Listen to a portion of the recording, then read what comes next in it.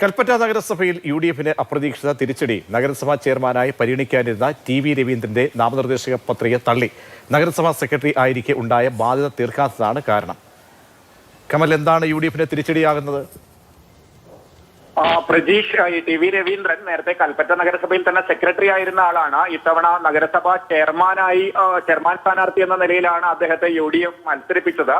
പക്ഷേ അദ്ദേഹത്തിന്റെ പത്രിക ഇപ്പോൾ തള്ളിയിരിക്കുകയാണ്. റിട്ടേണിംഗ് ഓഫീസർ തള്ളാനുള്ള കാരണമായി പറഞ്ഞിരിക്കുന്നത് അദ്ദേഹം മുനിസിപ്പൽ സെക്രട്ടറി ആയിരിക്കെ ഫുട്ബോൾ ടൂർണമെന്റ് സംഘടിപ്പിച്ചിരുന്നു. അതിന് ഓഡിറ്റ് ഒബ്ജക്ഷൻ വന്നു. അതിനുവേണ്ടി നഗരസഭാ ഫണ്ടിൽ നിന്ന് ചെലവഴിച്ച തുക തിരിച്ചടയ്ക്കാൻ നിർദ്ദേശിച്ചിരുന്നു.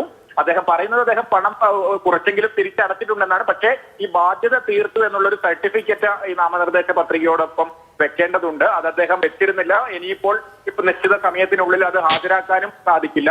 അങ്ങനെ ആ നാമനിർദ്ദേശ പത്രിക തള്ളുകയായിരുന്നു. എംഎയായി പത്രിക നൽകിയിരുന്ന CS പ്രഭാകരൻ രവീന്ദ്രന് പകരം ആ വാർഡിൽ യു.ഡി.എഫ് സ്ഥാനാർത്ഥിയാവും. ശരി.